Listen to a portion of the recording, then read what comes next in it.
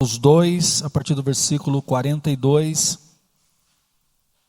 Nós estamos na sequência da nossa série de outubro, que tem como tema central, Eu Creio. E em comemoração aos 502 anos da Reforma, hoje nós vamos tratar do seguinte tema, Eu Creio na Igreja. Então, nós vamos ler esse texto e vamos tirar um aprendizado deste texto. Amém?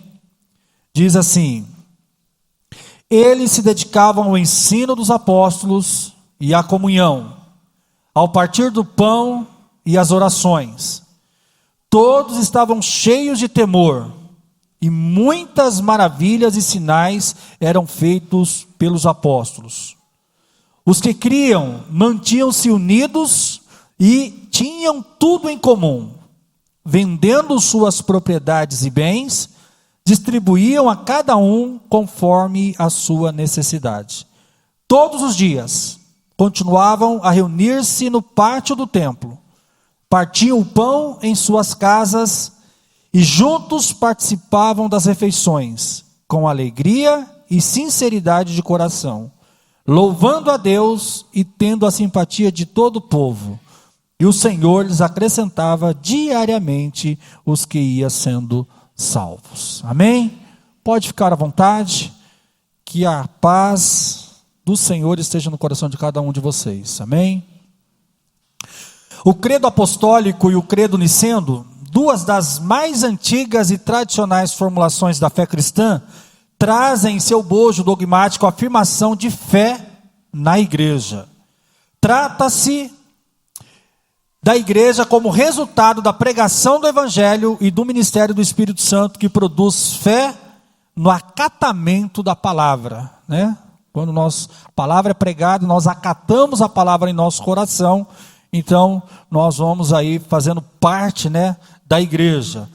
Cremos na igreja, povo de Deus, semente da nova humanidade, restaurado pela graça, em cuja instituição subsiste a igreja espiritual de Cristo, que a torna visível na palavra, nos sacramentos, na adoração pública e nas boas obras nascidas da fé que exalta a Deus e aponta para a chegada do reino dos céus.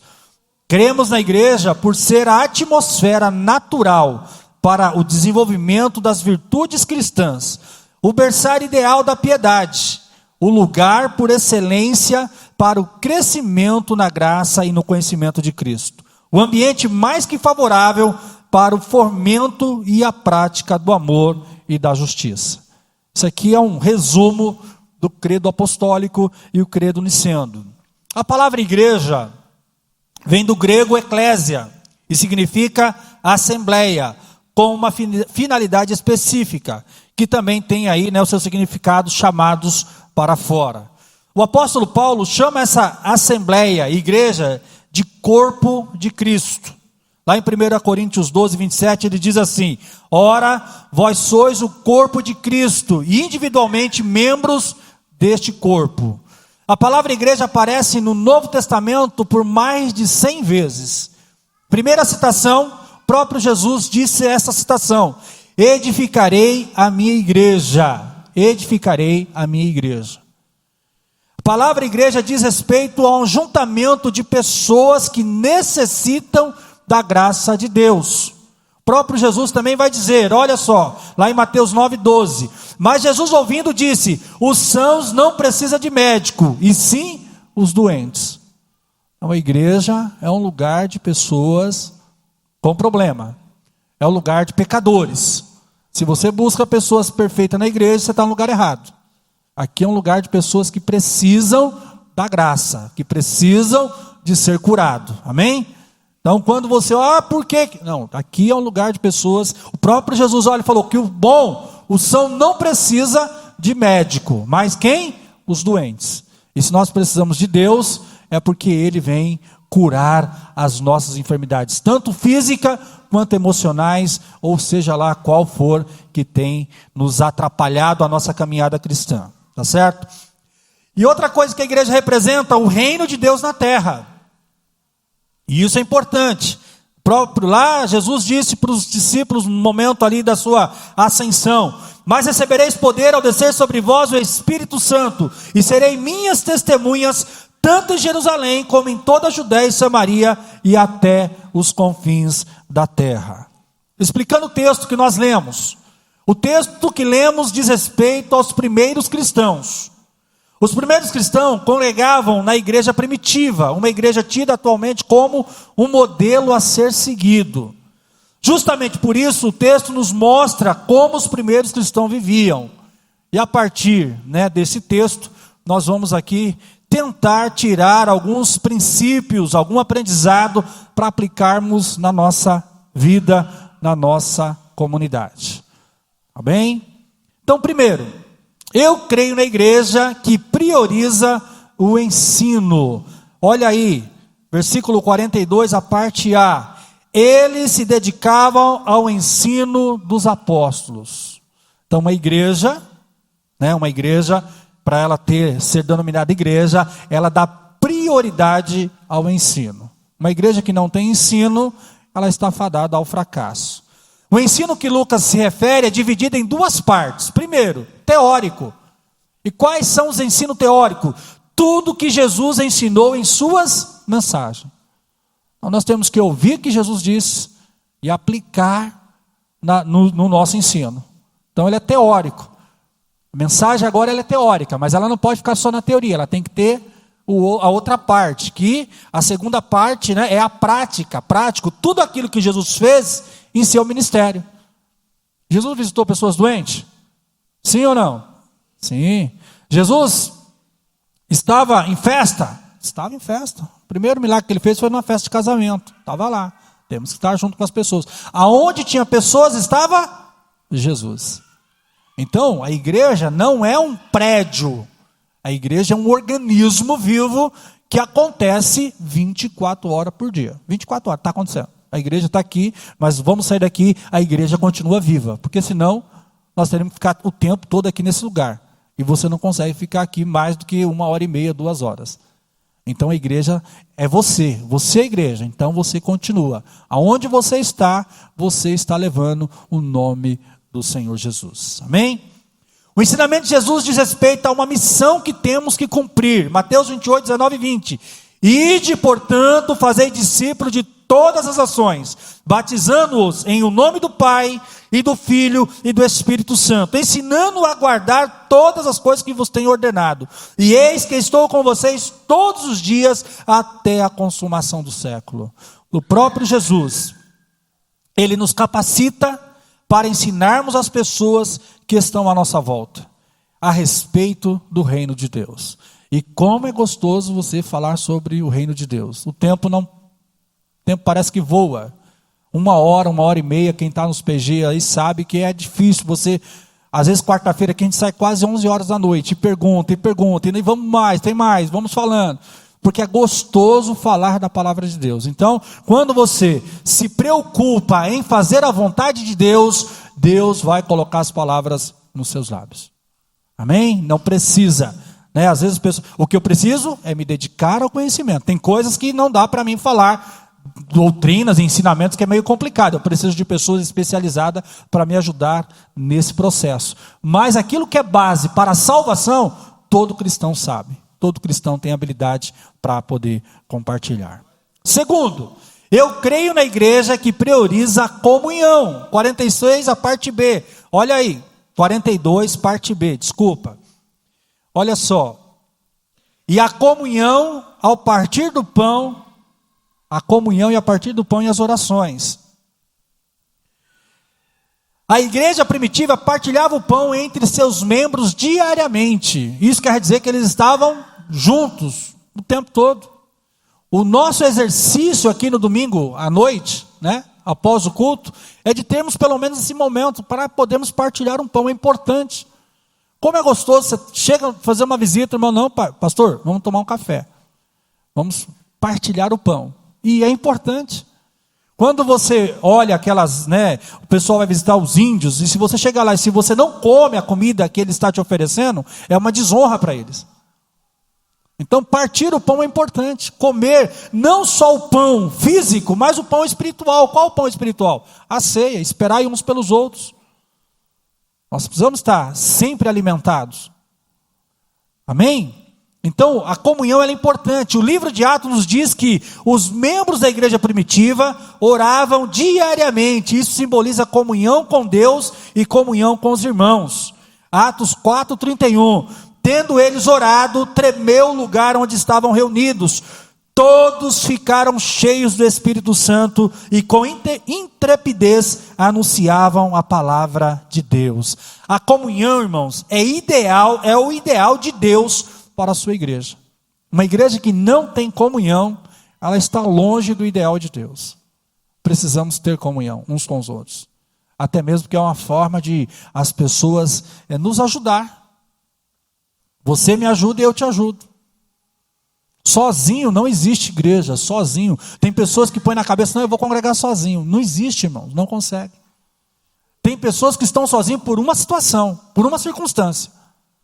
Mas se tendo a oportunidade de estar com mais de uma pessoa para louvar e adorar o Senhor, é importante que esteja.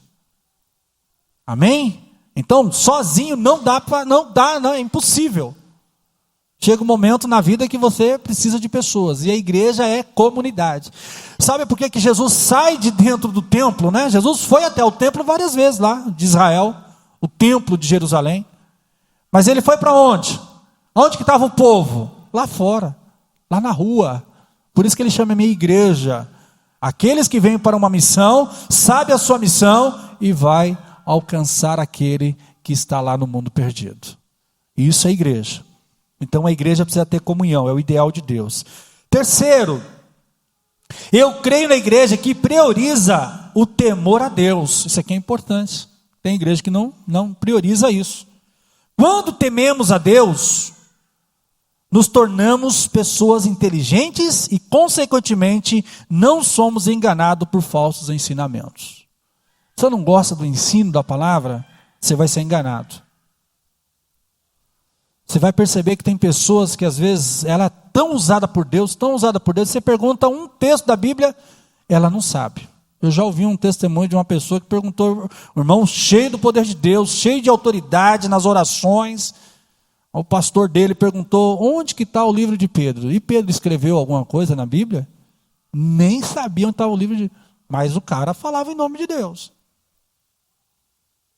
É meio estranho, não é?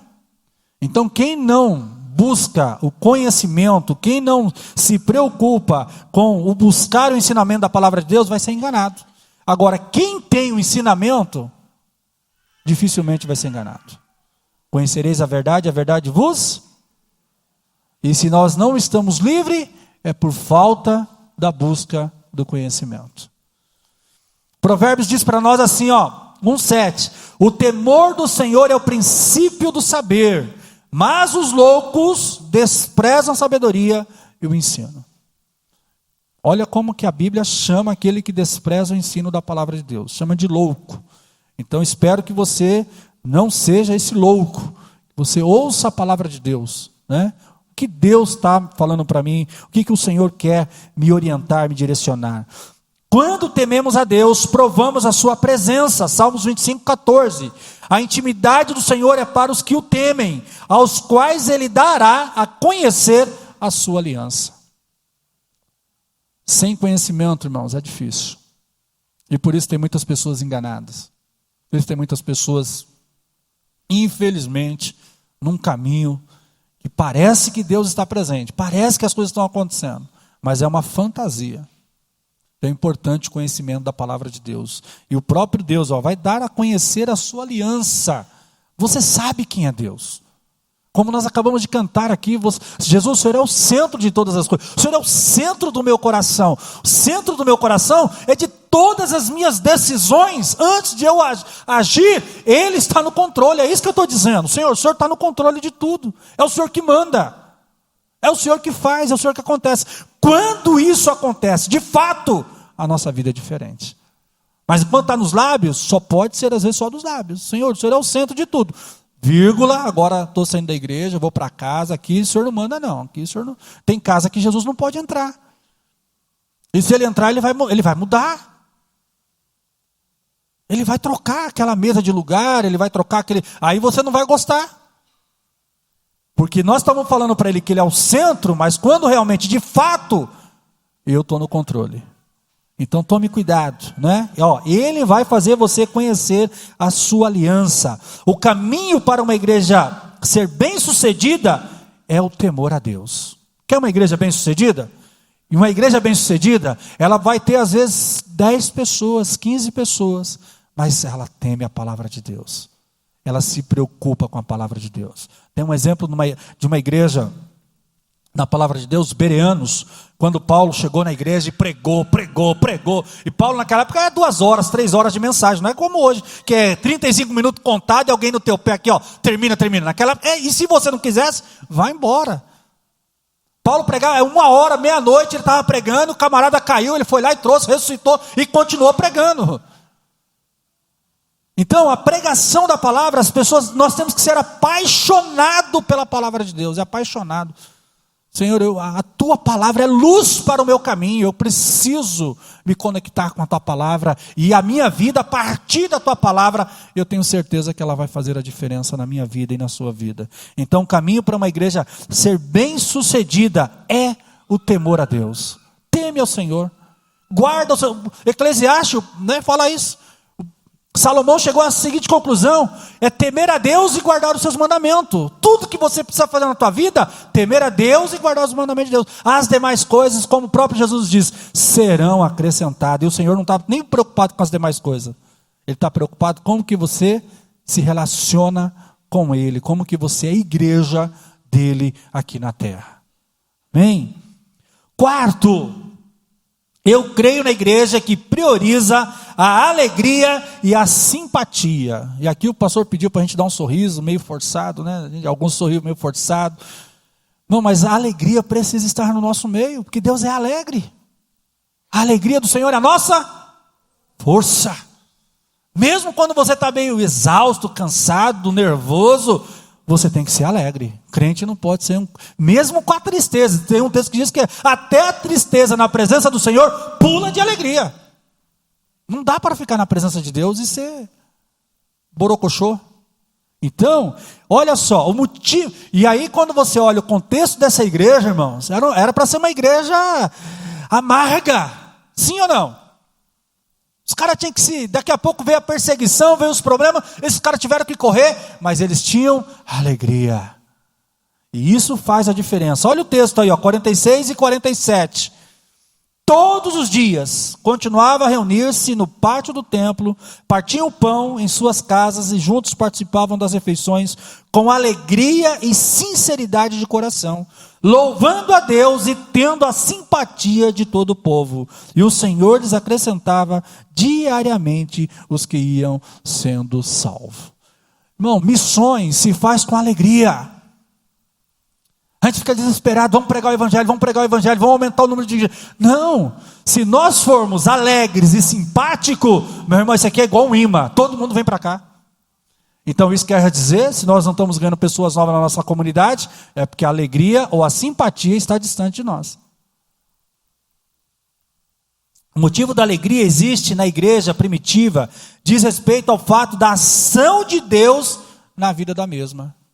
Deus age na vida da igreja. E essa alegria se divide em 2 partes. Primeiro, a alegria por aquilo que Deus está fazendo neles. Eles viam coisas extraordinárias, irmãos. Você vai ver um pouquinho mais para frente que Pedro está preso e a igreja está orando. E de repente acontece algo extraordinário. Lá na cadeia, as cadeias de Pedro caem no chão, as portas começam a se abrir, e Pedro começa a sair de dentro da cadeia. É como, não sei se você já teve um sonho real. Para Pedro era um sonho real. E ele foi saindo, as portas foram se abrindo, e ele viu todo mundo dormindo, ele foi saindo. Quando está lá para o lado de fora, quando ele vê a brisa do vento, ele percebe que ele está solto. Para onde que ele vai? Ele vai encontrar com a igreja que estava em oração. E quando ele bate na porta, irmãos, isso que é tremendo, a igreja fica... Aí olha só, você pensa que, né, a igreja naquela época já tinha medo de fantasma também. Alguns tinham, né? É um fantasma, é o anjo de Pedro, é alguém. Não, é o próprio Pedro que está aí. O milagre acontecia instantaneamente, porque a igreja estava em constante oração. Esse é o nosso desafio aqui, por isso que nós estamos falando constantemente para você, ore com a tua família, tire um momento de oração, porque quando você está em oração, num período do dia, um momento da tarde, a igreja está conectada junto com você. Não dá para nós estarmos em todos os lugares, é impossível, mas Cristo está em todos os lugares. Aonde estiver, a própria palavra dele diz, 2 ou 3 reunidos no meu nome, ali eu estou. Então eu posso ser igreja com a minha família, sem precisar estar aqui no templo. Mas eu não posso deixar de estar aqui no templo, porque é uma ordenança também da própria palavra do Senhor. Que nós não somos como aqueles que deixam de congregar. Não, é importante congregar. É importante chegar nesse ambiente. E ver que tem pessoas falhas como eu sou falho, como você é falho. E o Senhor está fazendo algo novo na minha vida e na sua vida. Uma nova humanidade. Amém? Outro motivo da alegria que eles estavam, a alegria por aquilo que Deus estava fazendo através deles. Meu irmão, naquela igreja não tinha problema, como eu falei aqui, se de repente se alguém cai aqui, morre, a gente vai fazer o quê? Chame a polícia aqui do lado civil, leva para a gente, talvez, a última coisa que a gente ia fazer era orar. Eu já tive uma experiência assim, a última coisa que a gente vai fazer é orar. E às vezes é a primeira coisa, Senhor, não sei o que aconteceu, essa tragédia não pode... O Senhor é um Deus tremendo, o Senhor é um Deus poderoso, nós vamos orar aqui, Senhor, fala conosco, faz alguma coisa em nosso meio. Amém? Essa igreja ela orava, então que coisas extraordinárias aconteceu através daquela igreja. A igreja primitiva era conhecida por sua simpatia. Isso significa que ela era uma igreja simpática às necessidades das pessoas que estavam do lado de fora. Você não vê aquela igreja amaldiçoando os líderes daquela época. Você não vê essa igreja falando mal de Pilatos, mal de Herodes, mal daquilo. Não, pelo contrário, eles oravam. Você vê Paulo diante das autoridades. Uma autoridade queria ajudar Paulo. Paulo pegou e falou assim, não, Deus coloca pessoas boas para nos ajudar. E a autoridade foi lá e fez alguma coisa e falou, você é uma pessoa boa. Porque as coisas boas estão. Um cristão consegue perceber coisas boas lá fora. E Paulo percebeu isso. Muita gente acha que a bondade só está aqui dentro, né? Não, está lá fora também. Deus usa pessoas boas e tem pessoas boas lá fora. Então nós precisamos ser simpáticos com as pessoas. Um crente que não é simpático, irmãos, é difícil. Um crente que não é lá, quem que vai dizer se você é simpático ou não aqui na igreja? São seus amigos. A rua que te conhece, os irmãos lá da rua que te conhecem. Com quem você faz negócio. Tem pessoas que nem sabem que a gente é crente, né? Vou falar, vai que eu falo, ele descobre aí depois como que eu vou ficar, né? Então a gente é importante, olha, simpático com as necessidades das pessoas. E qual o resultado disso? Da simpatia da igreja? A igreja crescia. Cara, Deus está com esse pessoal. O povo de Israel, um momento que os outros falam, Deus está com esse pessoal. Como que a gente pode derrotar esse pessoal? Só tem um jeito de derrotar eles pecar contra o Deus deles. E hoje não é diferente, irmãos. A luta de Satanás é para que você peque contra Deus, para que você ofenda a Deus. E quando você ofende Deus, você se afasta de Deus, porque Deus não se afasta de você. E aí que nós vemos, né, o nosso barco, a nossa caminhada, a nossa jornada indo, descendo, né, serra abaixo, sem freio. Porque Deus sai do meu barco quando eu ofendo você ou quando eu ofendo a Deus. Porque o pecado sempre vai ser contra Deus.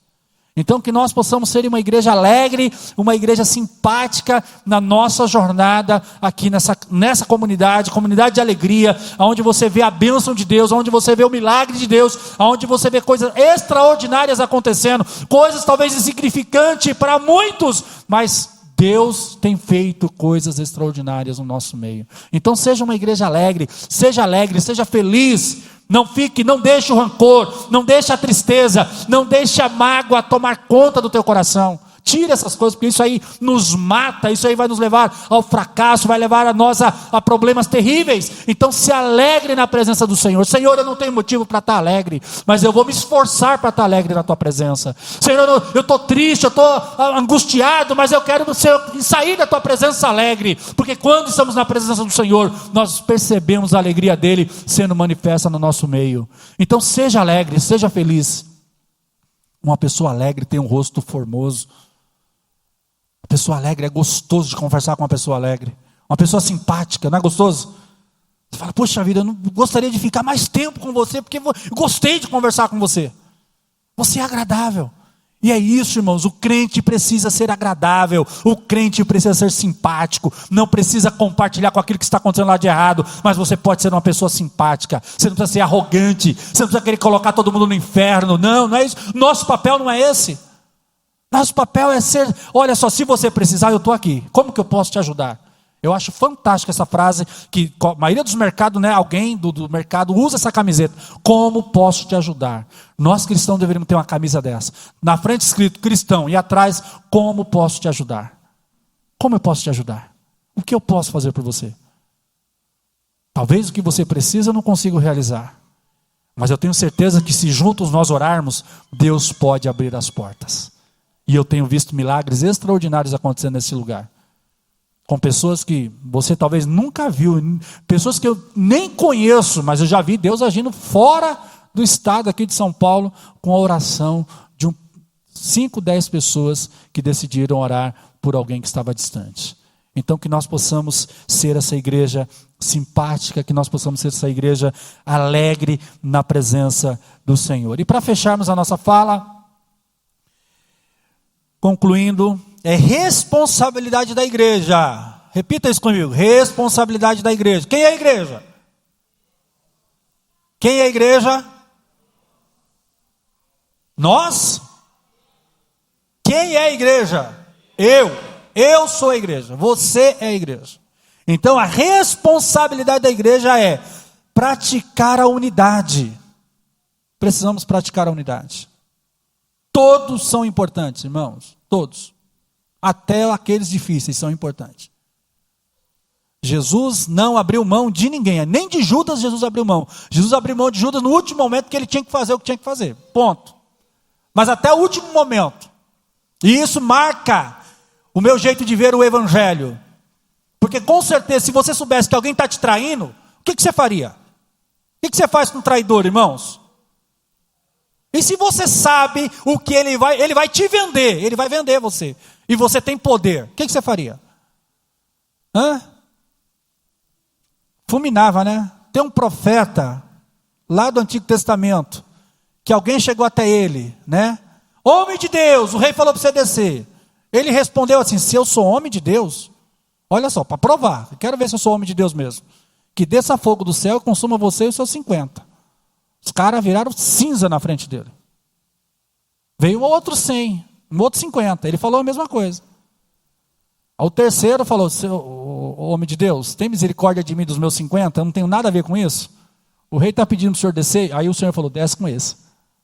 Agora Jesus, sabendo quem ia trair ele, e eu pergunto, se você tivesse essa habilidade, se Deus tivesse essa habilidade, de você saber quem aqui na igreja está te traindo, que vai sentar com você, que vai comer junto com você hoje, vai pegar um bocado de pão, vai colocar lá no teu prato de sopa, e vai molhar a comida e vai comer. Foi isso que Jesus disse, aquele que vai pegar o pão, e vai molhar no meu copo, esse vai me trair hoje, e ele o tratou, sabe como lá no final? Amigo, você traiu o teu mestre com um beijo?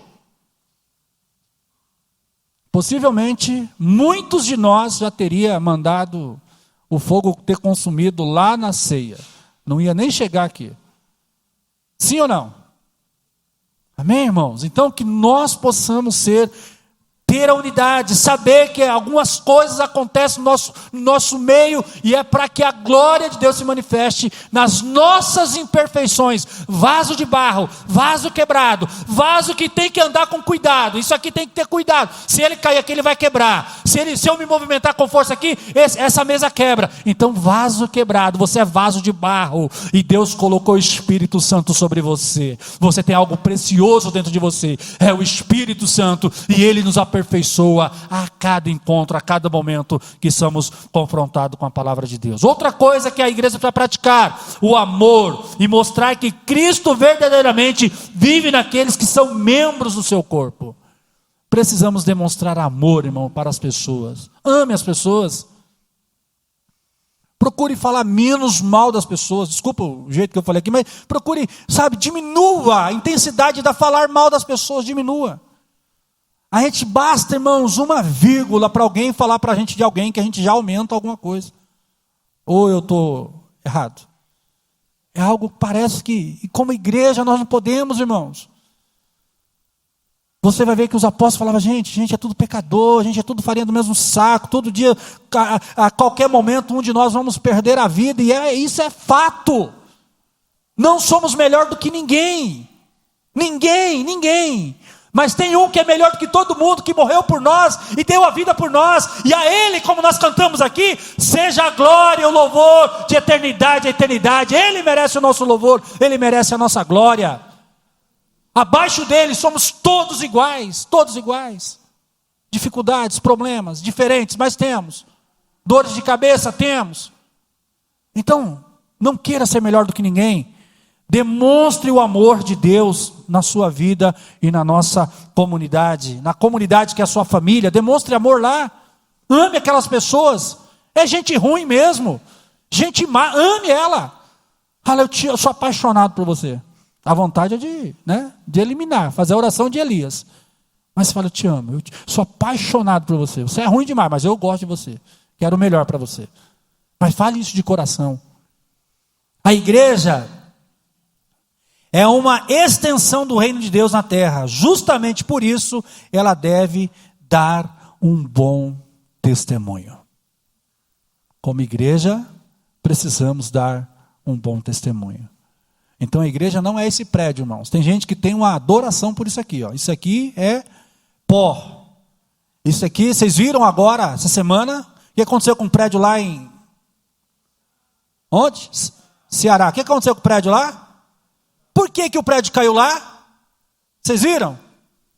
Quem assistiu? Alguém chegou lá na coluna e começou a descascar a coluna. Foi descascando a coluna.